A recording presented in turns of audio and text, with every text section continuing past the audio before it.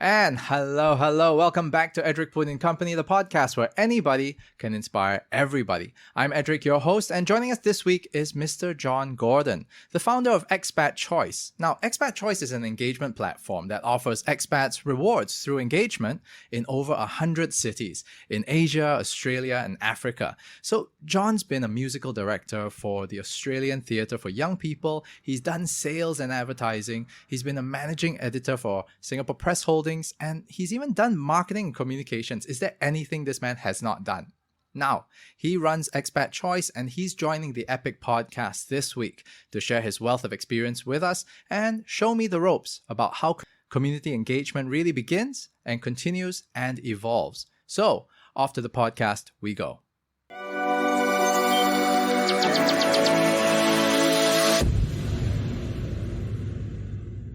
Hey, hi, John. Hello, how are you? I'm great. How are you? Yeah, good. Busy as always. That's a good problem to have, isn't it? Especially in this bloody climate. Well, it is. It really is. I just find that I'm probably more busy these days. That's fantastic. I mean, with the platform that you have, I'm assuming that everybody in your community is probably going back and using a platform even more because, they're stuck at home. They need more recommendations. The only challenge now is the F&B side, right? How do you can't do much dine-in at this point in time, but I'm sure that many of them are sharing a lot more in terms of the menus for takeout, so on and so forth. Yeah, and absolutely. And all we need to do and what we need to embrace is that we need to support local. And, 12 months ago or 18 months ago, we might have been making a clip off sort of advertising or, distributing the content. But now it's like, it really is, let's support local. There's a lot of gratitude from the business owners. It's a feel-good thing as well. I mean, a business, still needs to make some money, and thank goodness we have some very strong partners in other segments other than F&B, which is a blessing. That's really great to hear. I mean, at the end of the day, as long as everybody is happy, everybody is safe, I think that's really, really important. Now, on your end, in the introduction, I was just saying that you've been a musical director, you're a producer, you're a managing editor, you're a sales and advertising person. Basically, you've done it all. You've done everything and every facet of the business. And eventually, you started your own consultancies, and you've also, now, of course, Expat Choice is your baby, right? So It certainly is.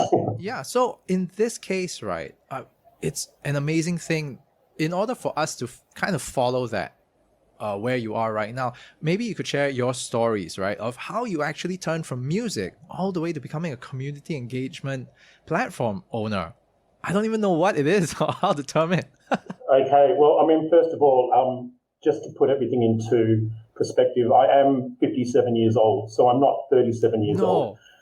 I'm 57. I don't know what's going on. I think it's this healthy sort of Singapore climate that just sort of opens the pores or something like that. But yeah, I'm 57, and going backwards, I think it's important to note that the age of 35, after a really strong and deep and committed career in music composition and youth music, I decided that I wanted to see change. And it's not when I moved to Singapore. It was 10 years before I moved to Singapore. And so after my music career, which I'll touch on, and the importance of dedication, commitment, and those 10,000 hours of perfecting something so that you can do it without thinking, which is all about learning piano, learning conducting, being a composer.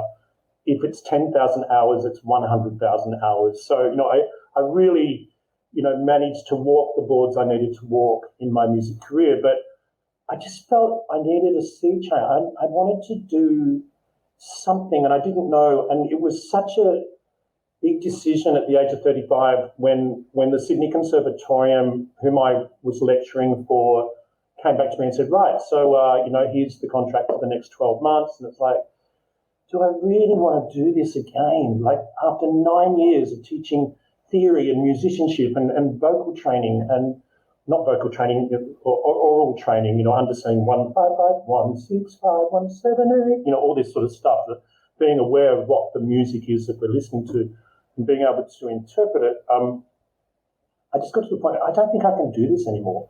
I mean, I was teaching piano to about 20 students, ranging from very young, talented children to adults that were very keen. But, some weeks would be like, I just don't feel like teaching this week. I think I'll just cancel everything this week, and I'd cancel all my students. I think, what am I doing? There's something wrong here. There's a disconnect. So when the conservatorium came back to me at the age of 35 and said, here's your contract, next 12 months, I said, no, I'm not. But it was exactly aligned at the same time that someone in my life, a very dear friend of mine, Megan, she said, why don't you try sales? You've got such a great personality. You could sell ice to Eskimos. I'm like, really? Like, I've never thought about that. And she's like, well, face it, John, you've been selling yourself all your life. You've been going for grants with the Australian, Council for the Arts. You raised $100,000 to put on your own opera with an orchestra and with singers and with dancers at Nida Theatre in Sydney. You produced a musical for the Singapore Olympics called Beyond the Game in collaboration with the Australian Theatre for Young People, the Australian Youth Orchestra, the Australian Youth Choir. I mean, it was massive days. I mean, we performed at we as a group performed at, like one of the rugby grand finals, and it was broadcast globally. And in these days, it was so, where are we today? Oh, we've got to be at the Oval, and we've got to do rehearsals, and we're, beaming globally at 2:00. Oh, okay. And then what's after that? It was such a great time. But it was a time, and it was time for me to move on. So one thing led to another, and I left my music career, which was great, and I still play and I still communicate musically. And I was offered a role, like a really interesting role in sales at Yellow Pages in Australia. And this was like just when the internet, like it was 1995 or something. And the internet was like, who's going to buy anything on the internet? It really was a bit like that. I remember when I got my first text message from a friend, and I said, oh, come on, why don't we just ring ourselves? What's this text? So I was offered this role, and in the first year in this role, the most amazing thing, which will hark back in our conversation, is about training, about those 10,000 hours. The one thing that Yellow Pages did in Australia was they gave you like 7 weeks induction. It was like psychological selling and emotional selling and your EQ and your IQ and then sales techniques and formulas by which you could sell to lead someone to buy from you. And it was like, this is as complex as reading a musical score, because there were all these processes. You couldn't just randomly sell. I mean, there was a whole process. You take them on the journey. You understand about their business, about the economy, about the commercialism of their business, about their advertising, about their competitors. Then the X factor, put it all together. It takes this very special sort of mind, I think. Not saying I'm special, but they chose me for this role, but with other musicians and actors who were employed at the same time and taken through induction, because they looked at the musical mind, they looked at the actor's mind as being very analytical, being very committed, having also understood what it is about long periods of time of dedication. Sitting at a piano at the age of 8, playing for 6 hours a day, that's dedication. But it's also an incredible gift. So going into sales, I did 9 years or nearly 10 years before coming to Singapore. And I had an amazing ride. And what I got out of those 10 years was travel, financial security, great memories. Being in the top 1% of sales with Yellow Pages in Australia meant that every year you were sent somewhere around the world as a thank you, I suppose, for the huge amount of money we made for Yellow Pages in those days.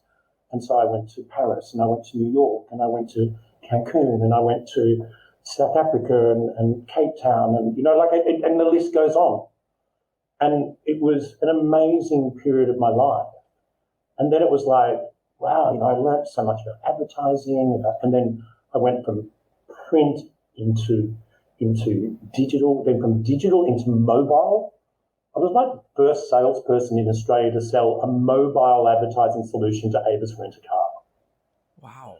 So it was a lot of fun. It was like, what we were selling was position, so you were saying, well, if you don't buy it now, someone else is going to buy it. One of your competitors is going to buy it. So it's like, the fear of missing out, like, FOMO. So, it's suggestive selling, but it was the most probably poignant purchase that brand in Australia did in like 2000 and let's say 5. And it was 6 figures, and it was close to it was very high amount of money for no return because nobody was using the mobile environment to book a car. But of course they do now. And if you're in Australia and you go car hire, who's at the top. And I'm glad because I sold that. I feel proud of that, but, then we move on into, the age of 45, right? So it's like we're already at 45. And that was 12 years ago. So much happens. So much can happen. And when I came to Singapore, I worked for Yellow Pages here, and I taught them all the skills that I'd learned over those 8 or 9 years or 10 years in Australia. And it was a great job. It was a great opportunity. I managed to secure my PEP. I became a personal employment pass holder as a foreigner, as an expat. By default, I got a PEP, which gave me 5 years to do whatever I really wanted to do in Singapore. I had a bit of money in the bank. I traveled around Asia. But also, I think it was very important, Edric, to understand that it was time for me to really try out a number of things, which brought me to Singapore. So I think in retrospect, that shows from my 20s to 35, 35 to 45, and then 45 to 57. But we haven't talked about the Singapore road, which is probably what we should get into at some point. Gee, what's your reflection of me? Am I crazy? Should I be playing the piano? Not. I mean, Absolutely should I be not. still playing concertos? Absolutely Probably not. Because the thing is that, like you said, you've already closed that door already. You've never given up on it, but it's more of chapters in your life that you're moving forward, isn't it? And at the same time, what I love about this entire story is that you've taken all the skills, and I would assume that because of the musical nature that you have and the ability to see across many different instruments and seeing a production as a whole, naturally there's a gift to do project management. There's lateral thinking ability to be able to connect the dots really easily. So I'm not surprised that sales became an easy sell for you, actually, because you're able to then connect all these pieces. It's no different from that of your orchestral or your understanding of an orchestra, where it's placed, why it's there, when it should come in, at what point does it crescendo, when is your climax moment that you have to be able to close, and do that closing statement. So it's the same thing. Anybody who's in sales like myself, I'm in sales as well. So I see sales not as just something that's very technical, but as a form of communication, and also, more importantly, as an art form. There's absolutely. I see it like the empowerment factor, that we're talking about, the orchestra and being a conductor in some situations. You need to empower your players, or else they're not going to perform for you. That's right. Because they're in control of the string section. They're in control of the brass. So you need to empower them in that whole rehearsal process so that when you're up there in the concert, you're conducting away. They all know what to do, They all know what to do. But you need to empower them. And the same thing applies in this very digital age when we've got teams of editors and interns and dealing with technical developers. I mean, I sat down this morning and I had to go through a scope of work for a new app that I'm bringing to the market, or hopefully bringing to the market should happen.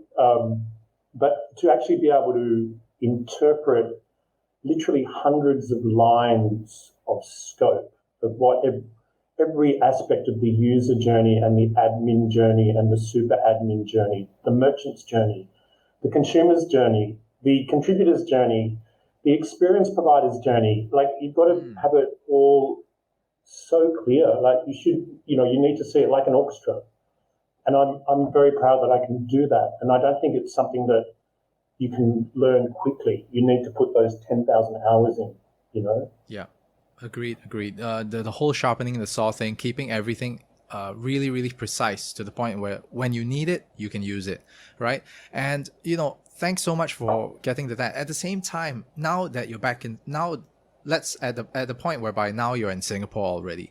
What was the moment where you went, look, okay, expats, I think I can do something for them? Was it because of your own journey and the challenges that you had as well, that it wasn't going your way, that you said, hey, I think I can open up a community and I can help everybody else, just like a neighbor?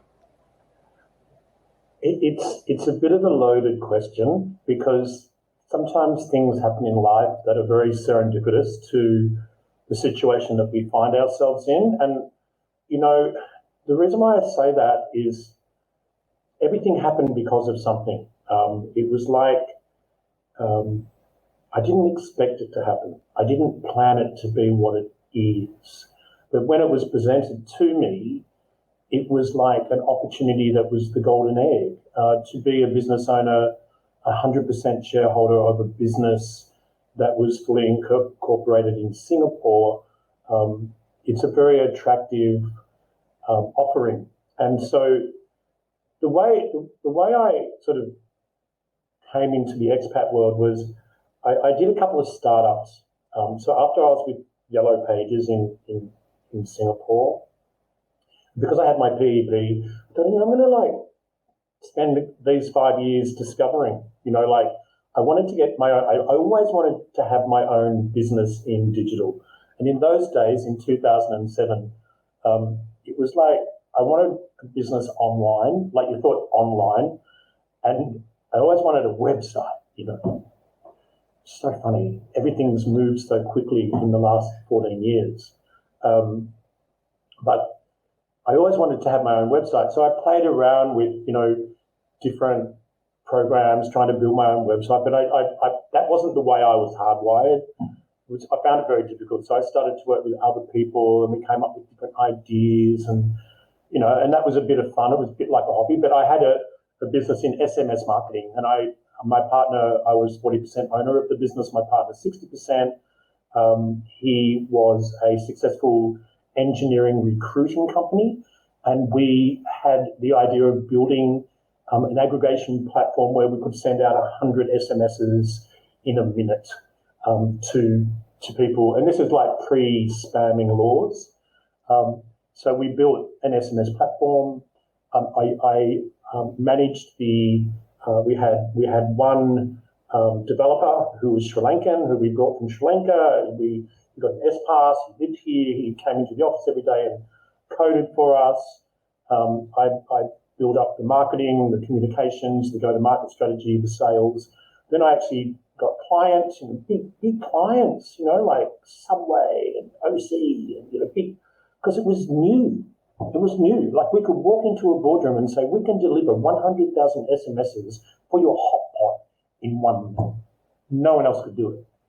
But of course, once we started doing it, there were lots of other people, popped up. And so that was a really great couple of years, building that business. But then when the government or the powers that be introduced the spamming laws, it sort of killed the marketing side of it, because we couldn't really do that anymore. And there were certain protocols that, our clients needed to go to their users and ask them for permission. And of course, that's very difficult for a brand, a name brand, to go out to their, 500,000 users and say, can we send you messages on SMS? So that business sort of took a bit of a dive in its particular in its particular framework. But then I allowed myself to exit that business. I got a little bit of money, then the business was reinvented and it became an internal system for the recruitment company, which was fantastic. But I learned a huge amount about coding and, about how quickly you can change things on a website, because I didn't know really anything about that. So I learned all of that when I was doing that business. And out of that came a couple of very quick opportunities I started moving towards business process outsourcing and about employment and recruiting. And, I think at the time it was probably the most amount of money I ever made in my life, working for business process outsourcing, where I was project managing a Malaysian call center fulfillment of 100 people a week. And so there was a lot of money involved, and but my heart wasn't in it. It was great money, but my heart wasn't in it. So I just sort of, after 6 months, decided, okay, I've really got to think, what do I want to do now? So I actually thought, I'm Australian. I'm living in Singapore. I've been here I think I'd been here for 4 years. I'd had a great number of jobs, but I had to start thinking about the future. I had to start thinking about actually making some more money, because I was spending it at a rate of knots. And I was living in Singapore, and it was obvious that I was going to stay. And I think at the time my PEP was about to expire, so I sort of needed to get a job to stay here, or else I would have had to go back to good old Melbourne town. I'd be like, thanks for the memory. Thanks for the cheese, bye. So what I did, I was very strategic. I contacted a number of Australian businesses, and I introduced myself to their recruitment, their HR. I went and met different Australian companies, like basically for what could I do? I can sell, I can train. I'm very flexible. At the time, I was sort of mid-40s, so I was probably at a good age. I was almost in a role that was sort of like on an onboarding type business, where you go and sell onboarding packages to large corporates, multi-million-dollar type things. But again, it was like my heart wasn't really in it, and it was like, thank goodness it was, I think, Christmas holidays, and they were like, we're not going to come back to you with an answer until like end of January. And you know what happened? I was offered a role at the time at ACP Magazines as a managing editor of a magazine called The Finder, which was a very well-known magazine for 20, 25 years. It still exists in a digital form.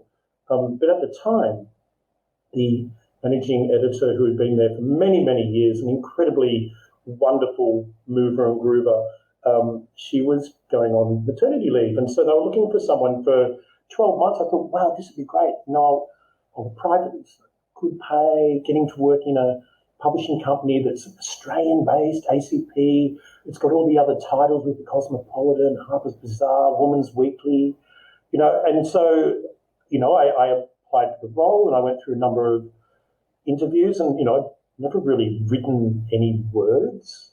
I've written music.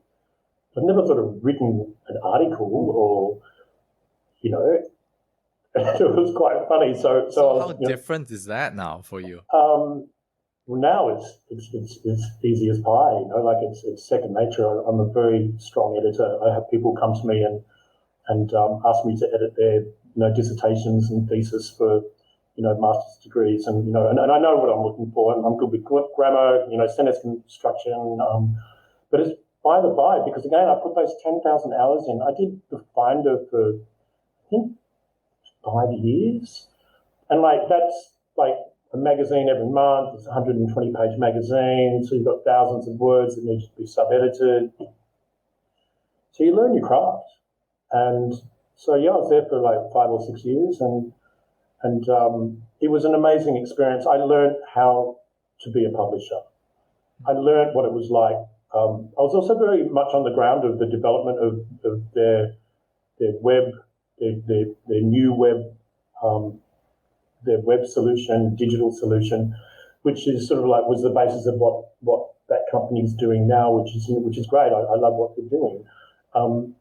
But at the time, it was like 5 years, and it's like I really wanted to do my own thing, and there was a great opportunity. I was actually sort of approached by another expat. So remember, the Finder was all about expat community. So for 5 years, I went to every art gallery launch, every restaurant launch, every presentation, networking night, breakfasts, anything you can think of. That was my life. I was the managing editor of an expat magazine. I needed to have my fingers on the pulse. And it was probably appropriate that I'm quite social as well. So I don't mind a couple of glasses of champagne or glass of wine at the Social end of the lubricant. day. So social lubricant. So of course my network, grew substantially, and so I was approached to see if I would consider doing marketing and communications for a very successful insurance brokerage in Singapore, and it was a great transition because SBH had just bought ACP. I wasn't feeling too comfortable in my new role with the new structure, with the SBH structure, which was very different from the ACP structure. I was responsible for my own P&L many years ago, whereas when the new form came in, all the departments were broken up. So the sense of having the authority to make decisions was a lot less. So yeah, I took up the position in the insurance game as marketing communications, and with the marketing and communications was about building a brand for the CEO, and the marketing was building building awareness for the brand of the insurance company. So I did that for like 3 or 4 years, and it was at that time that a group of us at the brokerage built Expat Choice. So that's where it came from. So when I was actually in that role, so by default, I was given options in that business while working for a business, and I built Expat Choice, and then the brokerage was sold and after 3 years to a French company, and at the time, Expat Choice Proprietary Limited was a subsidiary of the other company. Mm. So the owners of the insurance brokerage said, John, why don't you think about buying our shares out and running with it, because you're doing such a great job, you love it, it's engaging, and it was going really well. We were, creating revenue and had lots of community engagement. So I jumped at the chance, and that's actually how it happened. So it happened by default, because if I didn't leave SBH to go to Expat Choice, I don't know where I would be now. Maybe back playing piano at the Hyatt. Well, that isn't a bad job. Just, not at all. Wouldn't be not at all. Yeah, but I don't think it will be as fulfilling as what you're doing right now. That's for sure. Well, now's sort of it's an amazing wheel that is moving, and I've got so many different components that every day need to be like oiled and cared for,